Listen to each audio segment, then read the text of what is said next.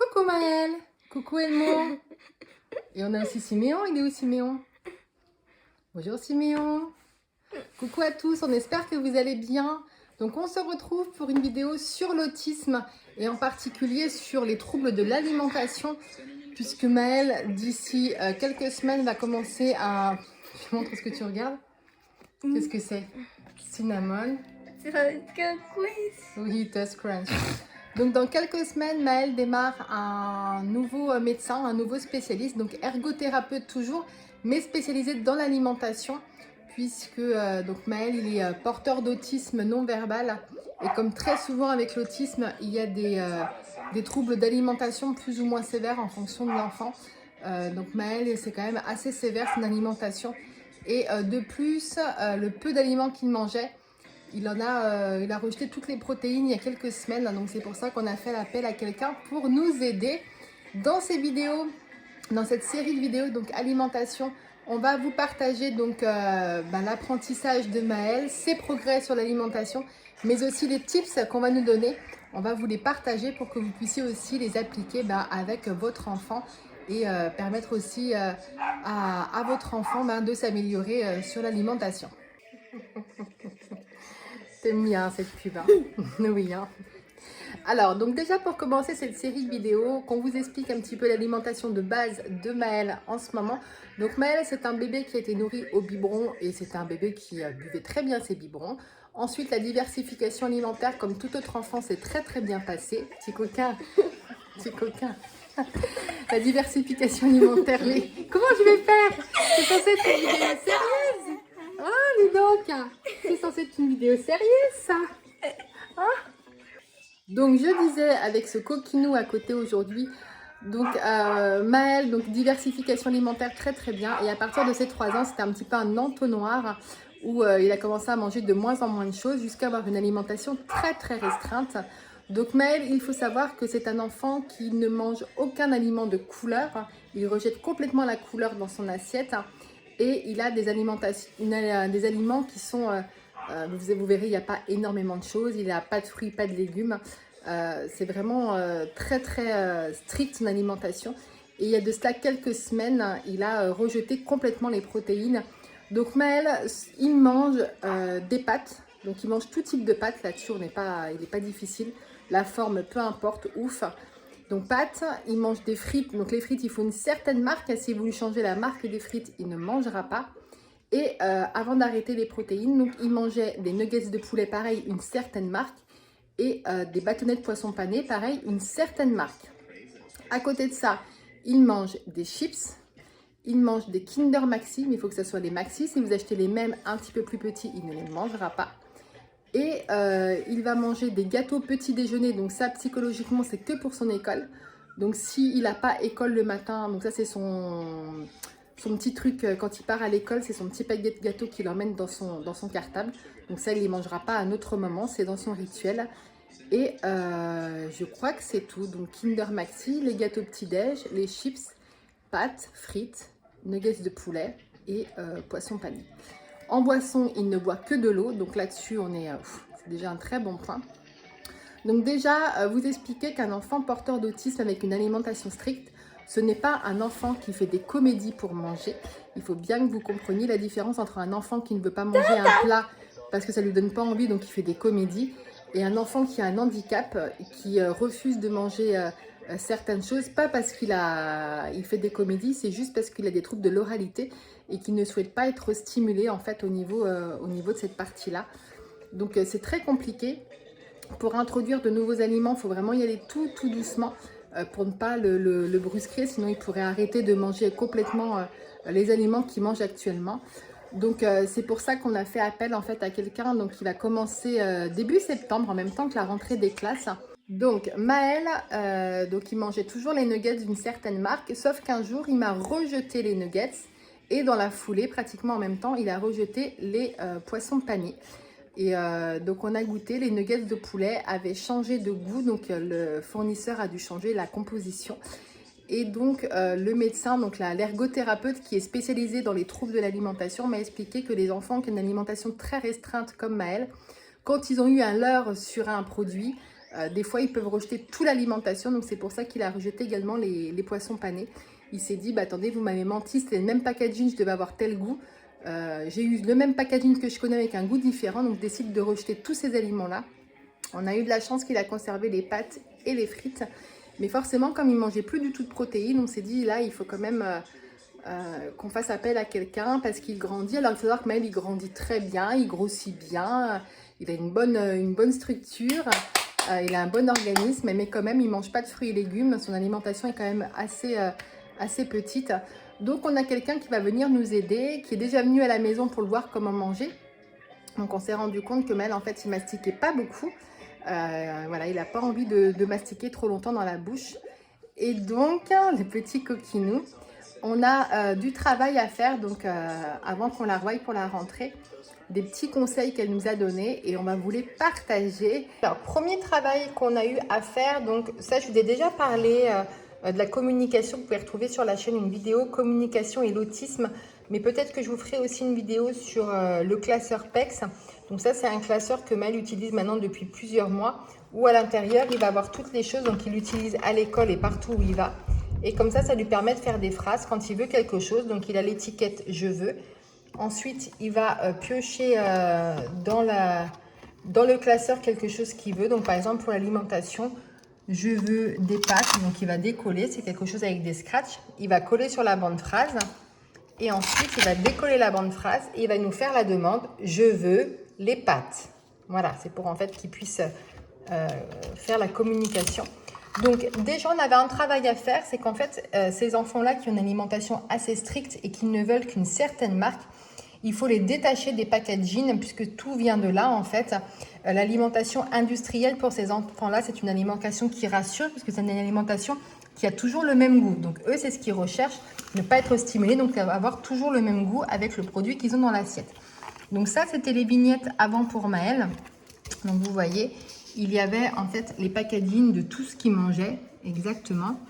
Et en fait, le premier travail qu'on avait à faire, c'est de prendre le produit. Et par exemple, dans les frites, on avait le paquet de frites comme ça et avoir les frites directement dans l'assiette. Donc, lors des premiers jours, donc ça, nous, on l'utilise matin et soir, en fait, à chaque fois qu'il fait un repas. On lui montrait les deux. On lui montrait que les frites, bah, c'était aussi bien ce paquet, mais que ça pouvait être aussi directement dans l'assiette comme ça. Donc, assez vite, donc vous pouvez faire ce petit tips-là, c'est-à-dire que si votre enfant utilise les vignettes, et ben, lui montrer le packaging avec le produit en fait réel dans l'assiette. Donc, pareil pour les nuggets de poulet, on a les nuggets de poulet, on a les chips aussi directement. Donc ça, c'est yaourt. Voilà, les Danonino directement dans le bol. De détacher du packaging. Une fois que votre enfant a déjà fait ce travail-là, et ben c'est déjà super. Donc Maël, il y allait assez facilement, c'est-à-dire qu'à un moment, on avait mis les deux à côté. Et donc quand je lui disais, par exemple, là, ce soir, on va manger, qu'est-ce que tu veux manger? Donc il me disait, je veux les frites et le poulet, par exemple. Et ben un jour, il m'a décollé directement cette photo-là. Donc on a enlevé les contenants. Et donc ça le perturbe plus du tout. Donc Maël, il est directement passé aux vignettes avec les aliments en photo réelle. Donc déjà, le premier travail qu'on avait, que le médecin nous avait donné, donc Maël a déjà franchi cette étape. Donc après, on avait un deuxième boulot à faire. C'était avec les Kinder Maxi. Donc Maël, il ne mange que cela. Si vous achetez les Kinder, mais qui sont un peu plus petits, et pourtant ça a le même goût, il ne les mangera pas puisque le packaging n'est pas les mêmes. Donc le travail qu'on avait à faire, c'est que normalement, ces Kinder sont préparés, vous voyez, dans un petit truc comme ça. Donc maintenant, il se sert lui-même, il enlève le paquet de l'emballage depuis quelques semaines, il les met à la poubelle. Donc voilà, il se sert, il est autonome là-dessus. Mais on avait pour travail en fait de préparer des Kinder sans les emballages, c'est-à-dire qu'on devait cacher cette boîte-ci. On devait prendre quelques Kinder d'avance, enlever l'emballage et les mettre dans un verre en fait transparent pour voir si Maël, en allant ouvrir le placard, donc on le mettait à la place où sont habituellement cette petite boîte-là.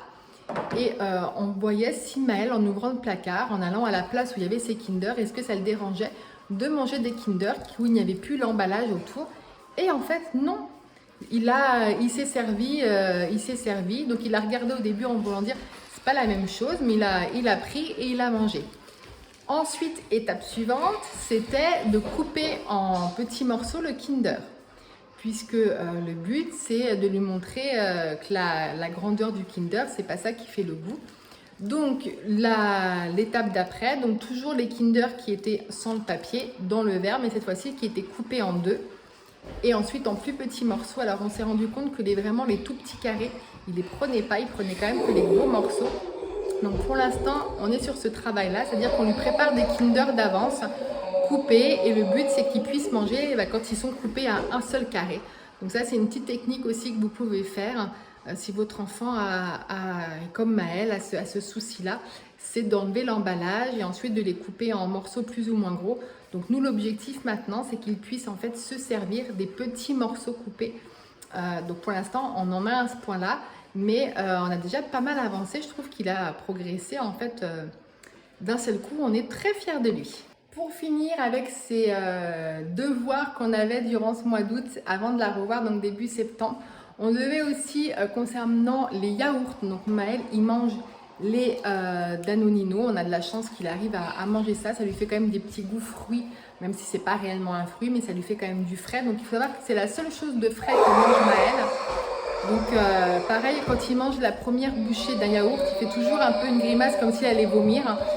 Donc le spécialiste m'a dit de sortir les yaourts un petit peu en avance, puisque le frais peut un petit peu le perturber, puisque c'est le seul aliment frais qu'il mange.